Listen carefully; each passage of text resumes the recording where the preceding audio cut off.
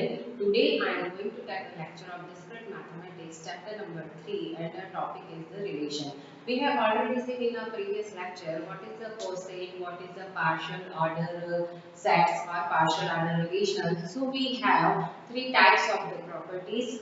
First one is reflexive, second one is antisymmetric, and third one is the transitivity property. And after that, we have already seen in the upper bound and the lower bound, and the least upper bound and the greatest lower bound. Okay, so after there is the least upper bound and the greatest lower bound, our next topic is the lattice. Okay, so before we see here what is the lattice, so 2 points are very important. First one is the joint semi-lattice and second one is the meet semi-lattice. Okay, so joint, that means what? Joint, that means you use here the disjunction sign. This is the disjunction sign. Okay, and the meet, you use here the conjunction sign. That means this sign is your meet. Okay, so before we see here the lattice, first one is the joint semi-lattice and second one is the meet semi-lattice.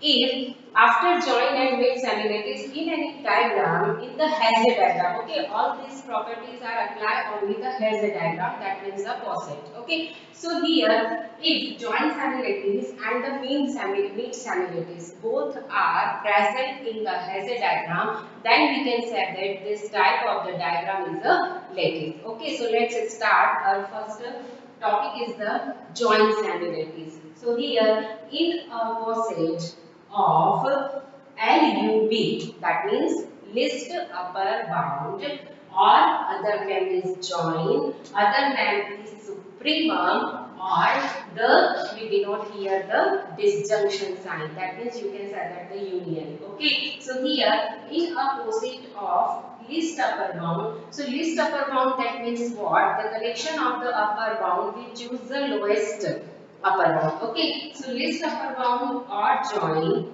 or supremum or this notation exists for every pair of elements, then poset is called joint semi-lattice. That means if we have two elements, that means one pair, so every pair has the semi-lattice, that means what? Every pair has a least upper bound. That means you can say that the upper bound. So in other words, very easily we see here, if any has a diagram, the one single top is present, then we can say that this is a joint semi-lattice. Okay, so here we write here the six diagrams, that means six example, and one by one we check here this is the joint semi-lattice or not. Okay, so what is the process? Process is that every pair of elements exists, that means every pair of elements exists the least upper bound or join or supremum or this sign. Okay, so let's start the first example. Our example is what? Here we are given A, B, C, D, E and F. Okay, so here first we check here. For example, we use here A and B, two elements. Okay, so according to A and B, what is the upper bound? That means A and B, upper bound of A and B is what? So upper bound of A and B is what? D, E and F. Got it? D, E and F. Okay, but according to our definition, we use here the least upper bound. Okay, so according to A and B, least upper bound is what? D. Got it? That means here A and B has the one. Least upper bound is D. Next one is what? And the least upper bound is always unique. Got it? Here, for example, we have here C and D. C and D, one pair. So the upper bound of C and D is what? E. C and D, the upper bound, or you can say that the least upper bound is E. Okay, but here E and F. What is the upper bound of E and F? Nothing. Here because of this 2 point is the top of the system. So E and F upper bound non-exist. Okay, that means this is not a joint semi-lattice. Okay, next one is what? Next one is this example. Okay, so according to this example, if we consider A, the upper bound of A is equal to what? A and B. The upper bound of A and B is what? C and D. Got it? So here, according to C, upper bound of A and B is C, B and D. So what is the least upper bound? Least upper bound is obviously B. Okay. But here, what is the upper bound of C and D? So upper bound of C and D not exist. That means what? We write here C join D not exist. Okay. And here E join F not exist.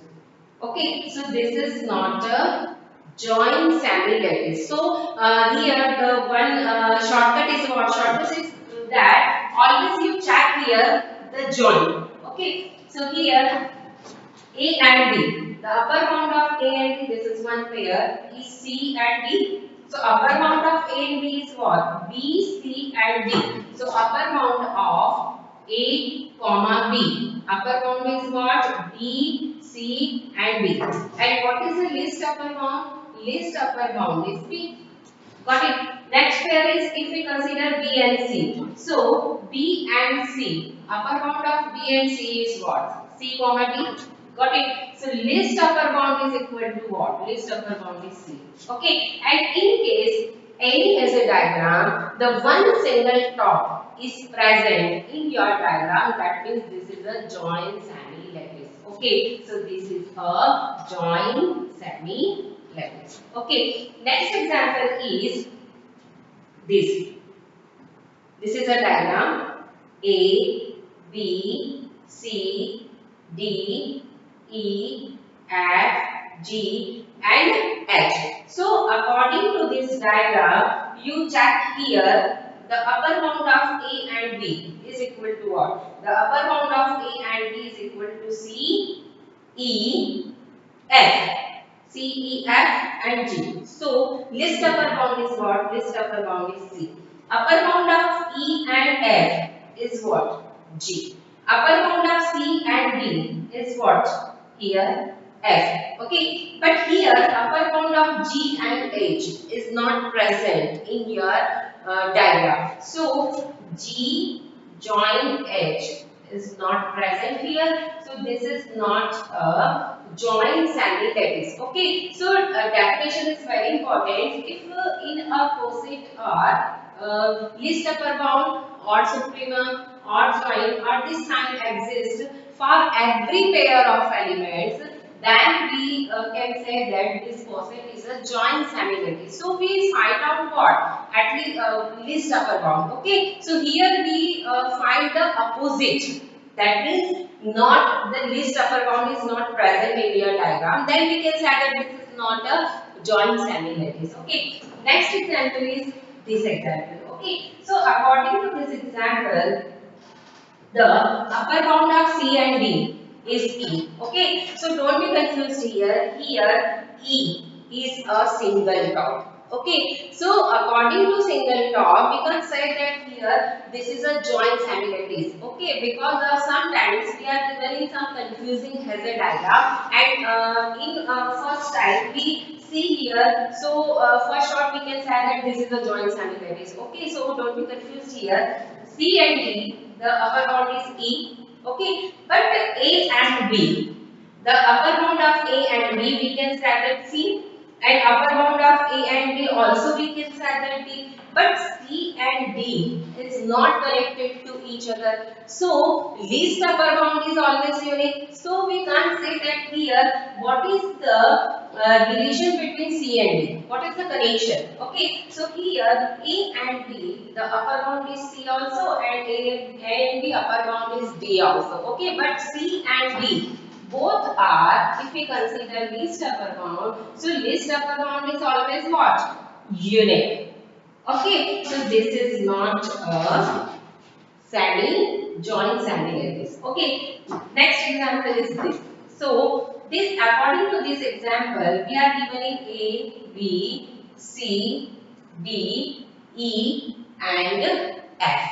Okay, so here if we consider the list upper bound, so upper bound of A and B, list upper bound is only C. So if you join here the first join, okay, first meet is what? So A and B first meet is C. So this is the list upper bound of C. B and E join F. This is the first meet. So this is the list upper bound. So according to this diagram, this is a joint semi-lattice. While here A and B, the list upper bound is C.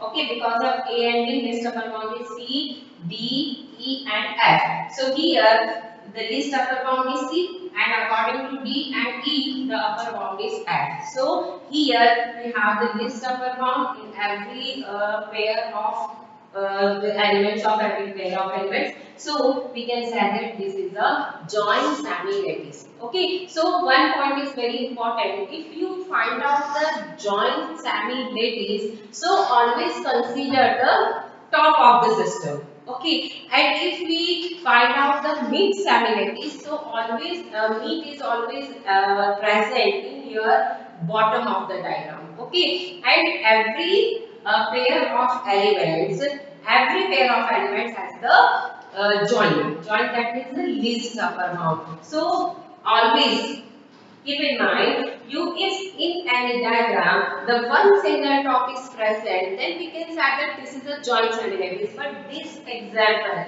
here also the one single top, but this example is not a joint semi-lattice. Why? Because of here A and B as the list upper bound is C and list upper bound is D. But still list upper bound is always unique. So this example is not a joint semi-lattice. Okay. Next one is a mid semi-lattice. So what do you mean by the mid semi-lattice? Mid semi-lattice, that means always mid semi-lattice is always present in the bottom of the system.